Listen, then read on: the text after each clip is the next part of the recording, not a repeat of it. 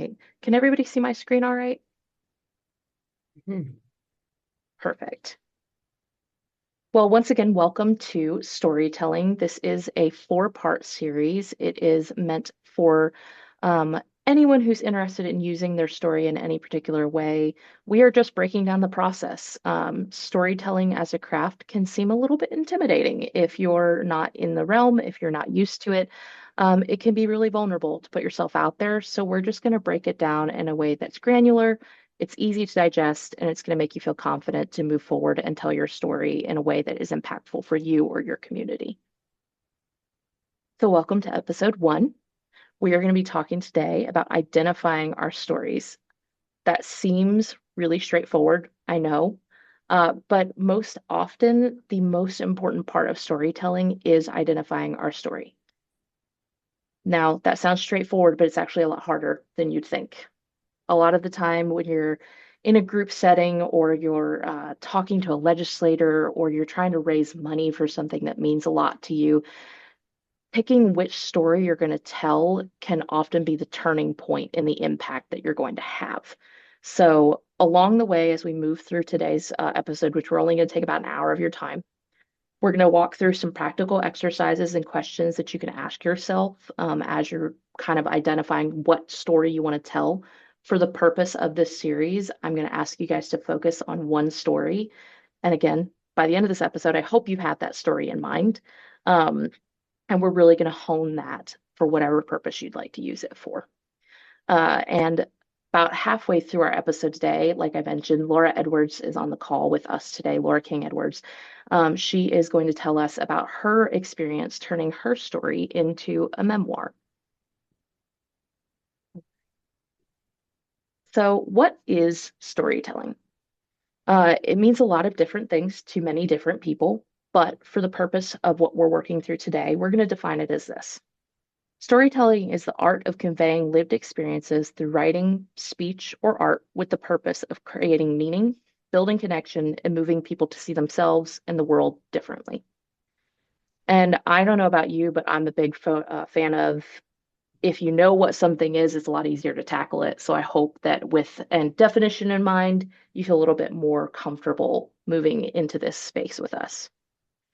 And before we move to the next slide, I'm going to pause and I'm going to ask for a brave volunteer to step forward and tell us, why is storytelling important? It can be general, it can be to you. Does anybody want to step up and hazard a guess? I'll step up. I think storytelling is important for me because um, I think we can tell we need to have facts and figures, but I think what people remember is the stories that we tell, the ways we get into their head, their heart. And then when we follow it with facts that they need to know to support issues important to me, they remember it. They're more apt to try to remember it because they've connected so much with the story that I've told that really touched their heart, that really made a difference for them, that they understood the impact of why I needed their support, their help, why it was important to me. So that's what storytelling is for me. Great, Sharon. Anybody else? Can I speak? I believe that storytelling is important, personally, because not everyone is the same. We're all different. And I think it's good to share stories so that way others are less alone, and also so that way people learn. So that way they're less likely to bully someone or to just make things unfair. So it's good to tell a story to make things a little more fair. Yeah. Thank you, Savannah. Great answer. Anyone else? I'll share one thing Kathleen. I would Oh, like to talk Laura. about. You're going to hear a lot from me later, but just quickly to answer your prompt, Amber, one thing I love to remind people about storytelling is if you think about the evolution of humans, when the scales really started to tip toward the modern humans, who we are today, was because we started sharing stories. It's when you start to see cave paintings showing up and then verbal storytelling, coming up. It is really and truly one of the few things that makes us human. And I think that's one reason why it's so powerful. So happy you are all taking the time to do this today. Mhm. Thanks, Laura. And Kathleen, I saw you raise your hand. Um, I think storytelling for me is important. My girls have MPS 3B, and I feel like their journey can be all the journeys can be so different with this syndrome. And it helps people understand how individualized it could be. My girls are 21 and 18, so I feel like we're on this journey, a story, not like many others with Sanfilippo syndrome. So it's important for me to share. I think for science and for research, um, I think it's good to get their story out there. Awesome. Thanks for sharing, Kathleen. Mhm. All right. So I noticed, and I'm sure you all did, we heard a couple of common themes there, right? When we tell stories, people relate, Mhm. they connect, they understand what we're going through better. And so you guys kind of already got this part down. Why does storytelling matter? Most simply put, storytelling allows us to relate, to remember, and to react. And I'm going to go a little bit more into that. I'm going to throw a lot of information at you, but don't worry, I will be following up with notes. You don't have to write anything down. So let's start with relation. We've already talked a little bit about how, Laura mentioned that's how we started to build communities and societies. I think Savannah mentioned that's how we learn how to treat people better. There's actual scientific data that corroborates that. Um, I think a lot of people in here have probably heard about the hormone oxytocin. It's most commonly known as the happy hormone, the cuddly hormone.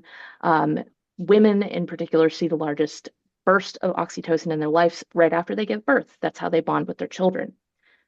As a matter of fact, when people storytell, there is actually a surge of oxytocin in the brain for the listener, for the storyteller. So our bodies actually react to storytelling, and that's important. That really leans into that relation factor. Likewise, there is a neuroscientist called Yuri Hassan. He's at Princeton University, if you'd like to look him up, who is studying storytelling as a phenomena.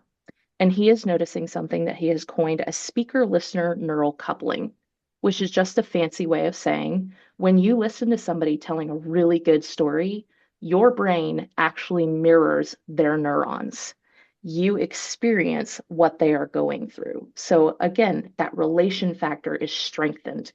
Savannah, great example with bullying. When you hear about how bullying has impacted somebody and your mirror neurons respond to that, you go, "Oh, I don't want anybody to feel like that." And so moving forward, you relate to that experience in a way that you probably never would have before. So relation, again, there's science for that. And for remembering, again, there's science. Our brains respond better to a story than they ever will to facts. Again, I know I just said that stories are better than facts, but I'm going to throw a fact at you. Um, there is research that shows that stories that have facts embedded are 22 times more memorable than data that is presented on its own. People are able to recall 65 to 75% of a story and the facts within it, versus if you just tell them statistics, they only remember 5 to 10% of what you've told them. So when we tell stories, people remember what we're telling them. They they take it in and they really hear it and they're able to repeat it back, which is also important if we're telling a story for impact. Mhm. Now, the final point, reaction. When we relate to things and when we remember things, we are driven to react. And reaction can look a number of ways, and we're going to talk about this later in our series, so stick around for episode 3. But the biggest responses that we typically see are an emotional response. So we say, I like how that makes me feel. I didn't like how that made me feel. Anything from I agree, I disagree, it can cause a huge response that is more memorable. Again, we've talked about this several times, connection. You feel more connected to somebody when you know their story than you do if you've never talked to them, if you've never heard about what they're going through. And then again, action, fundraising, advocacy. People who hear a story are more likely to move into a community and act on what they've heard than if they're told one out of every 500 children has a disease. If they know Michael 2 blocks down has this disease, they're a lot more likely to go do something about it. So, the most difficult part of storytelling, like I said, is where do we start? Everybody has a story, but there's parts of our story that are more important than, you know, great example. You take a car trip. No one wants to hear about the 22 different audiobooks that you flipped between before you found one that you liked. They want to hear about the tire that you burst that led you to meet this wonderful guy that you wound up marrying down the road. Some parts of your story are more important than others. And before we get into the more practical parts of identifying these portions of our stories, I want to formally introduce Laura, who has already spoken up for us today. Laura, we're really grateful that you're here. To give everyone in the group a little bit of background on Laura, she is an incredible person. She has a very impressive resume. She's a Guinness World Record holder, passionate rare disease advocate. She actually owns a nonprofit organization that she helped found called Taylor's Tale in honor of her sister, who she'll get to hear a little bit more about here in just a moment. But she's really going to talk to us most explicitly today about her memoir, which is called Run to the Light, which she wrote about her family's journey with Batten disease, as well specifically about her younger sister, Taylor. So, Laura, I'm going to hand it over to you and get going. Thanks, Amber, for the kind introduction. And of course, thanks to you and Sharon for inviting me to participate today. I have been telling stories for as long as I can remember. Growing up, in fact, I wrote and illustrated short stories, poems, essays.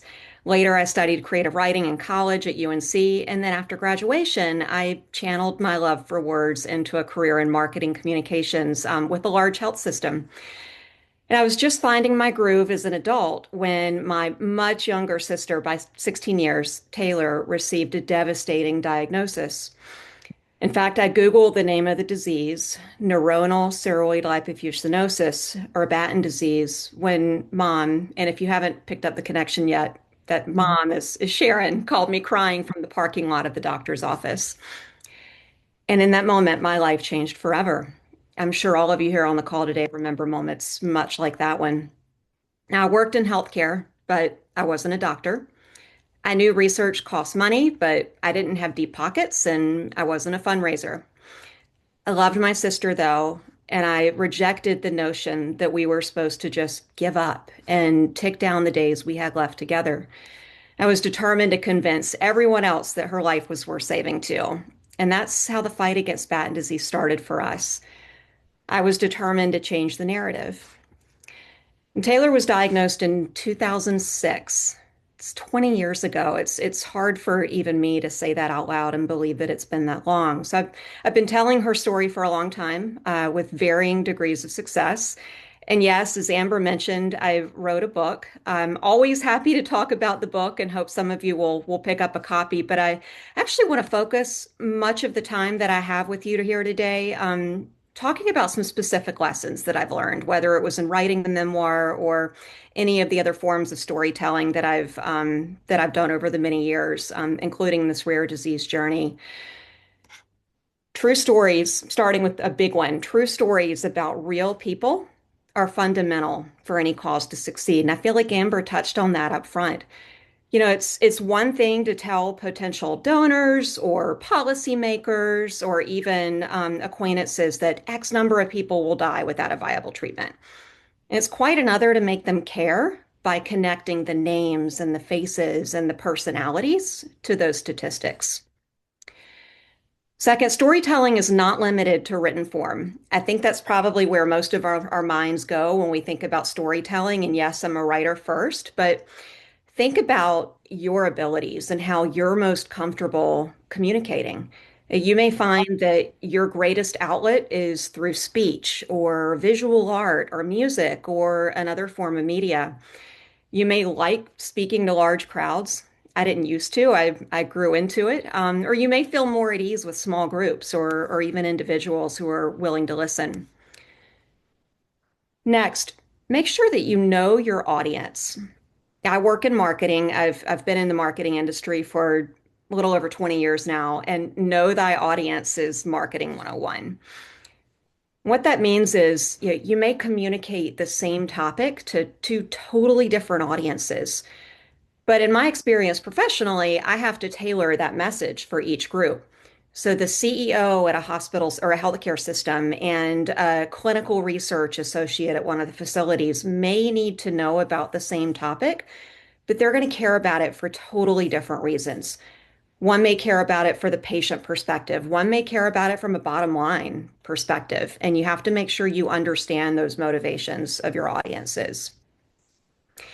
This one's specific to what we're all here to talk about today, or what brought you to the table, rather. Rare disease, by its very nature, makes plenty of people think that they aren't impacted or can't really relate. In fact, I've been known to say that rare disease is a branding problem because it immediately shuts people down. What I have found successful is to find a vehicle that means something to you that can also be relevant to a larger audience. They may not know MPS, they may not feel an immediate connection to it, but if you can find a vehicle that you can both relate to, that often can be really impactful in sharing your story, which at the root, of course, is going to be your MPS story. And I'll tell you a little bit about the one that became a powerful vehicle for me in my journey. It was running. And it was very early in our fight against Batten disease. And it was really all because of Taylor. Taylor was in fifth grade in 2008. She had Batten disease. She was about 2 years out from diagnosis. She was already almost blind. She hadn't started using a cane to walk yet, but there were obviously things that were starting to take a toll, primarily her vision loss. But she defied expectations. She joined Girls on the Run when the program came to her school that fifth grade year. And I was there the cold day in Charlotte when she finished her first 5K race with a running buddy who helped guide her along the course. And that was really the moment where my life and Taylor's tale, to a certain extent, changed forever.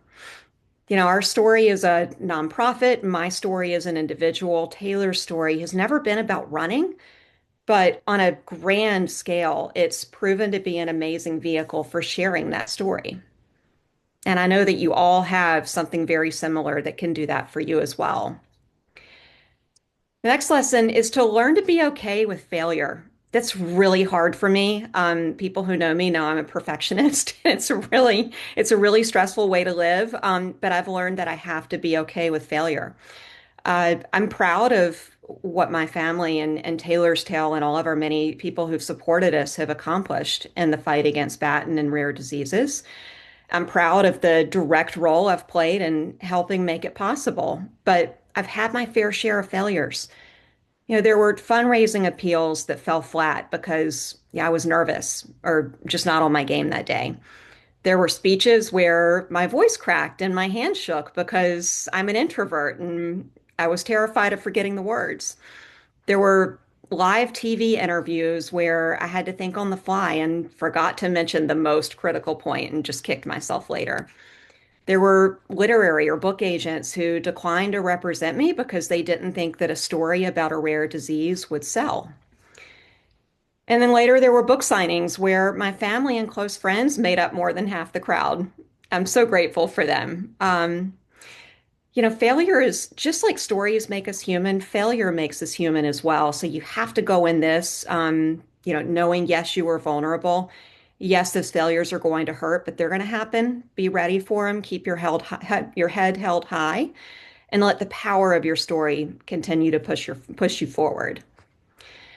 Imperfection is a very human trait. And what I have found through those failures is that if you believe in your story with conviction, no matter how many times you slip up, no matter how many policymakers or scientists or would-be donors tell you no, you're going to leave a lasting impact on the right people. Next one is to clearly communicate how people can help. And I'm going to bring my marketing background back into this for a minute. Give them a call to action. A piece of marketing content without a call to action is not going to get you the desired result in my business. You have to tell people what they can do to help you. You have to finish your story by giving them a specific call.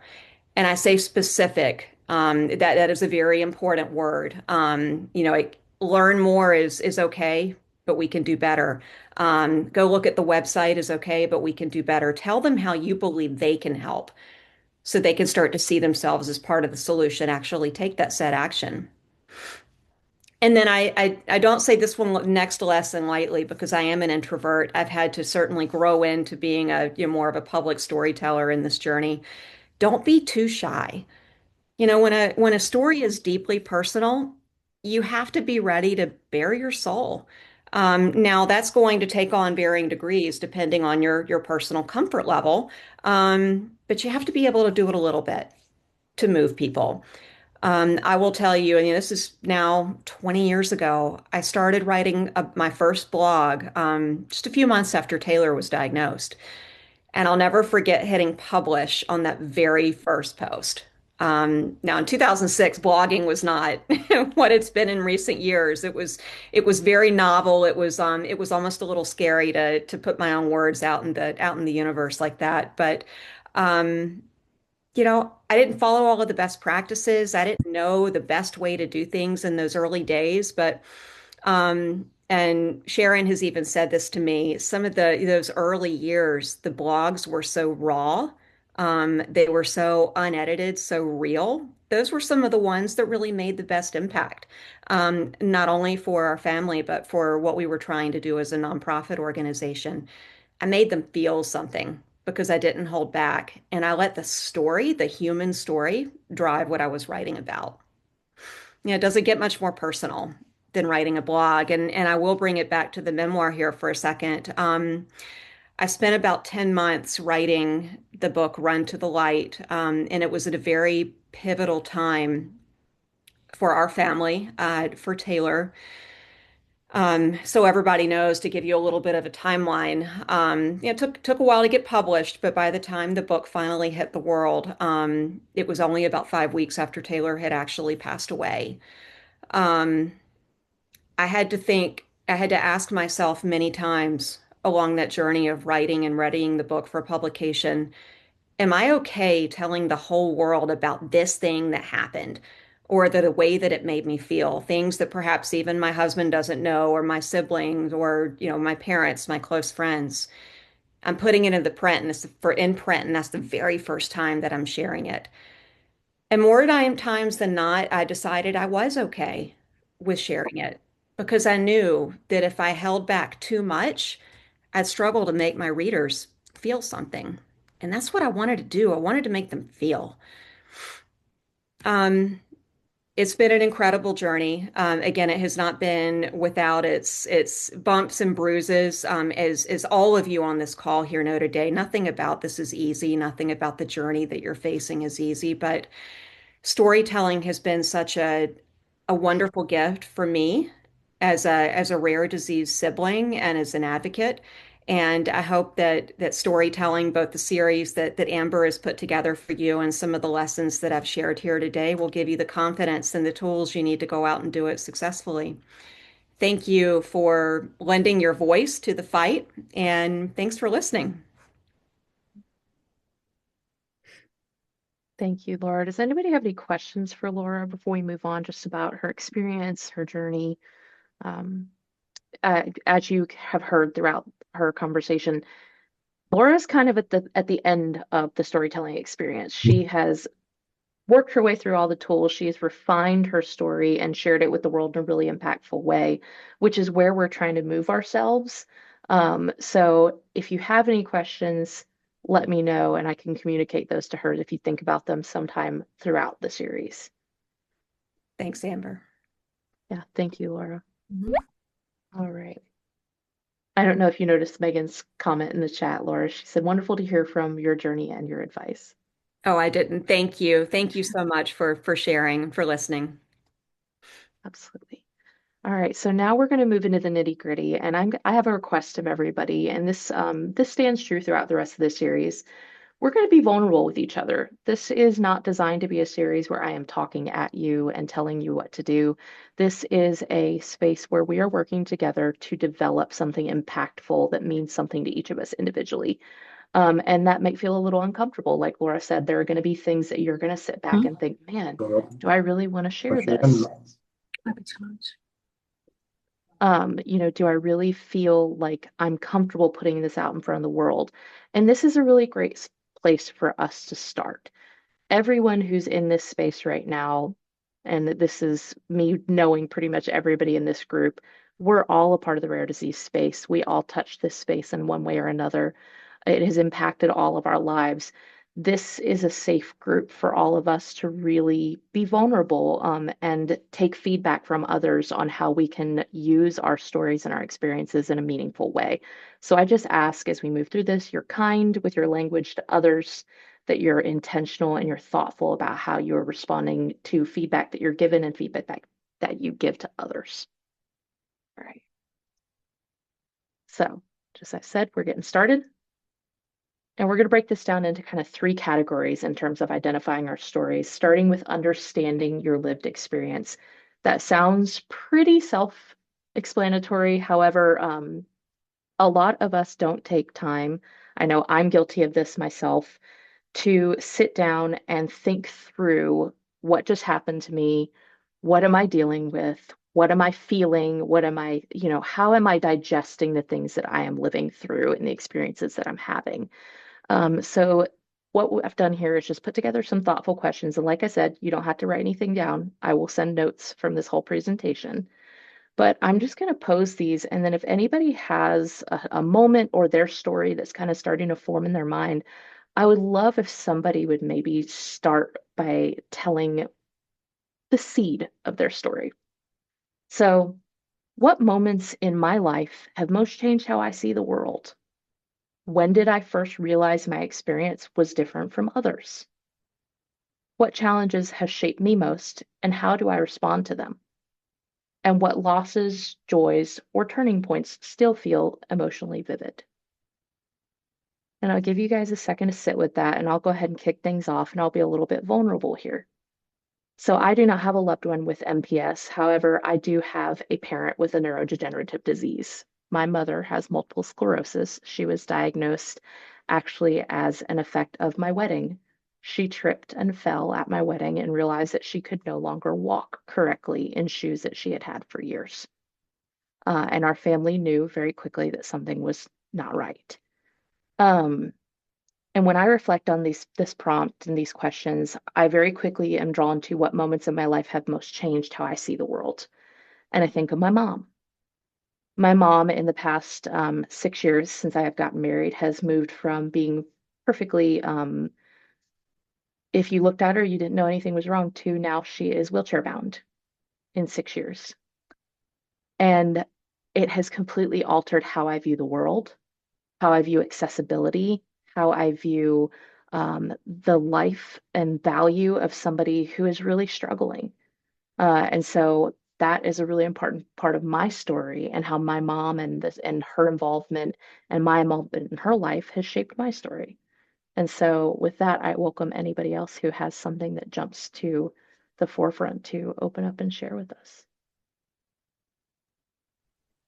I thought I would share a moment that changed how I saw the world. Whenever I was, I think, 6 or 7 years old, I was going in and out of the hospital a lot because I had just gotten diagnosed with MPS 1 whenever I was 3. And I went to the hospital and they were talking about a trial for the medication Vimizim, and it's an enzyme replacement that I take. And uh, I basically went to the hospital, and there was only two other boys there, and it was just us three. And we were getting this medicine, and I was like really young, and they were like 14, and both of them could not walk. Both of them were in wheelchairs, they were wheelchair bound, and I fortunately can still walk, and I'm very blessed to be able to walk. But I think that was the first moment I realized, wow, I'm different. And as I grew up, I found other people that were different, and I discovered that it was important to share stories and uh, share it so that way other people know about it. Thank you, Savannah. Thank you for sharing. We'll move on to the next one, and you guys will have plenty of opportunities if something comes to mind. So our next section is identifying emotional truths. So now that you have a moment, a story in your mind, um, let's take a step back and think about what, let's go back to that relate, react, respond. How are you feeling in this moment? How can you share the way that you're feeling that makes others feel more able to connect, to relate to what you're going through? So we can lead with some questions. What emotions do I most associate with this story? Fear, hope, grief, pride, love. It could be any array of things. Are you feeling all those things at once? That's also possible. What parts of my story are the hardest to talk about and why? Where have I maybe felt unseen, misunderstood, supported? Doesn't have to be negative. And then what truth took me time to accept? Now that those can be really challenging questions to answer, and you may not have anything that you can put forward right away. It may be something that you sit with for a really long time before you can really tell yourself, this is how I felt about this. Or maybe your answer is, I didn't feel anything in particular, and that's how you were feeling. All of those are viable answers, but they can all impact how you are sharing this with others and welcoming them into your story. Does anybody have a moment like that where you felt conflicted or really strongly?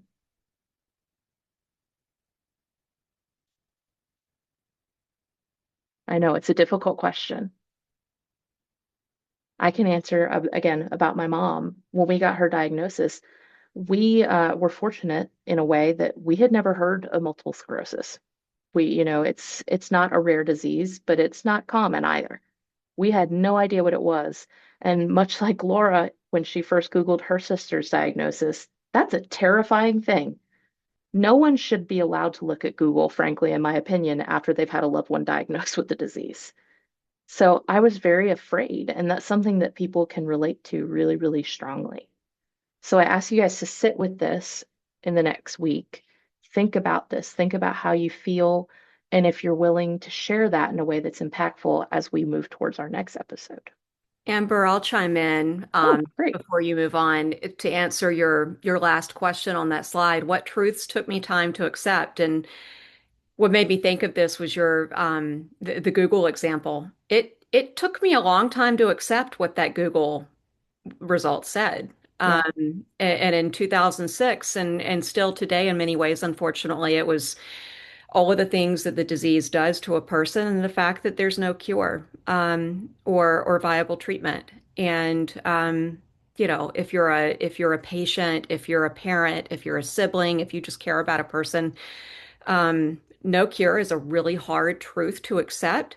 But one of the lessons I've learned that I've certainly channeled into storytelling is we can't change what happens to us and we can't change what that Google result says, but we can certainly change what we do about it. So that's been a not necessarily specific to storytelling, but that's been a big lesson for me too. Thanks, Laura. Yeah. And I love your mindset on that. And I love what you said about what do we do about it? Because that leads directly into our next question, which is how do we find meaning and purpose in our story? So we know, especially in the rare disease community, our stories are not always happy. They don't necessarily have a happy ending. Oftentimes, our stories are unfinished or they have an ending that we rather would not acknowledge or we don't really want to acknowledge where it's going. And that's a really difficult place to be. But it all comes down to, like Laura said, that question of what do we want to do about it? So that's where we lean into finding meaning and purpose. And this is a really important part of identifying which story is important for you to tell. There's small stories, things that have happened in your life that are great amongst friends, amongst family, because they're funny, they're relatable. But really, what defines your story for the purpose of what we're trying to do here is how can we turn this into something that's meaningful and purposeful to the people that we love, to ourselves, and to our communities. And so we can lean into some questions like what we have here, which is, what do I wish others better understood about this experience? How has this journey influenced my values, my priorities, or my sense of purpose? Why does this story matter now? And that one's particularly interesting if we turn into advocacy storytelling. And then what do I want to achieve by sharing this story? Does anybody have a meaning or purpose that comes straight to mind for their storytelling? I see Savannah going off mute. One of the boys that I was friends with during this trial, he passed away, unfortunately. And I feel like it's important to talk about NPS because that way more people can know about it, and that way he's not forgotten. Thank you, Savannah. Anybody else? I'll go. There's a story when Taylor was diagnosed, you would think that I would look at the world as this, that everything would be dark, but there were so many beautiful moments after her diagnosis throughout that journey. And one that I have kept really wrapped around me for years is one that you wouldn't think I would tell. Laura knows this story. Taylor went to a small school after diagnosis, and stayed there through 8th grade. And the kids at this school, the kids, the teachers, everyone in this school community just embraced her. They wrapped around her. They gave her really the best years of her life. They gave her the most normal years of her life. But there was a school dance, and there was a rule. Parents couldn't go to the school dance. I worried about that dance. You will not believe how much I worried. She wanted to go, but she was having trouble walking by that point. She was starting to have there were some physical issues going on, and she didn't have any vision. And she wanted to dress up and go to this school dance. She didn't talk. Her speech was very affected by that point, but boy, could she laugh. And so Laura and her husband, John, went to the school dance. I just felt like there needed to be someone there to protect her. But Laura called me, or John called during that evening and said, we really didn't need to be here because the boys are all taken care of, are fine. She hasn't missed a dance.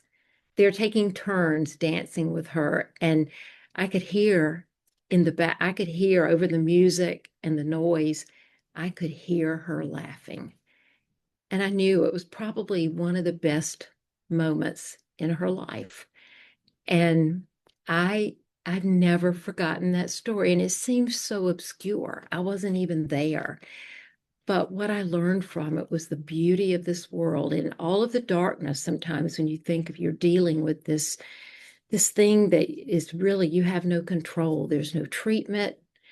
You're moving through a journey, and how the people wrapped around us and supported us. But most important, how they wrapped around her and supported her. And it was when I knew I'd never give up on this world, and I would never give up on a difference because of how people reached out for her, for us.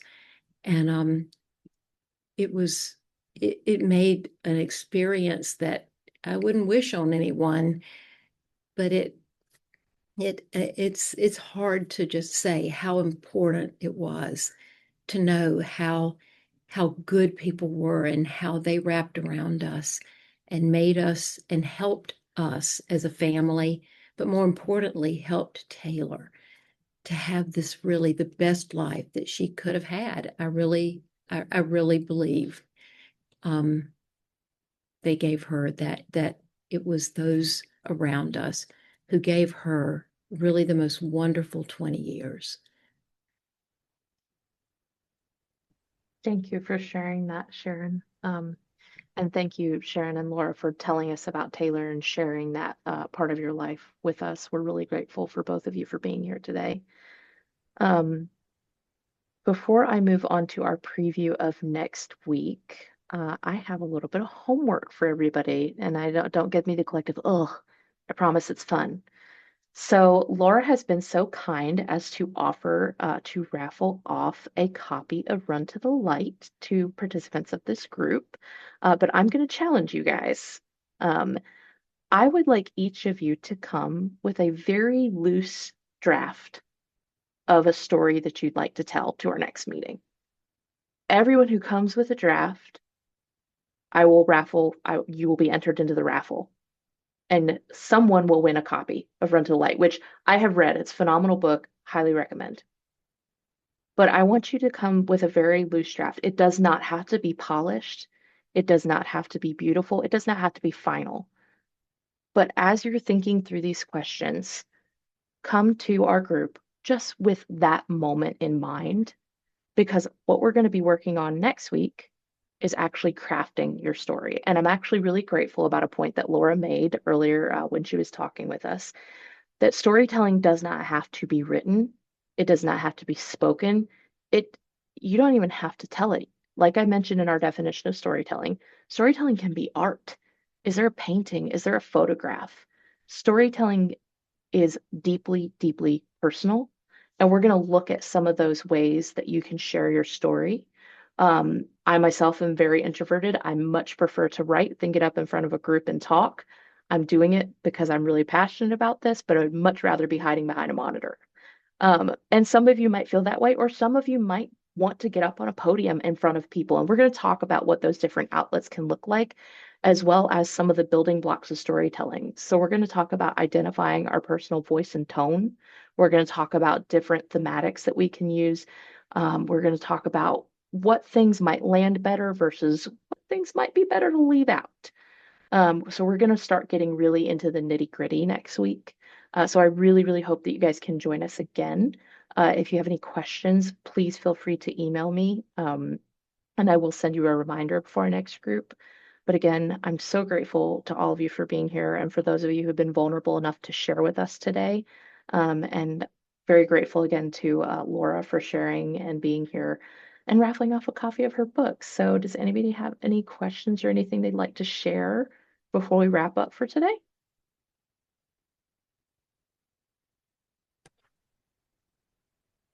Awesome. Well, then you guys get 13 minutes back in your day. Oh, is it Finetta? I hope I don't slaughter your name. We're very grateful that you're here too. Amber and Awesome. Jared, thank you for inviting me to participate. And I do hope that what I shared was helpful, and wish you all the best of luck, and not only your rare disease journey, but your storytelling journey. Thanks, everybody. Enjoy the rest of your day.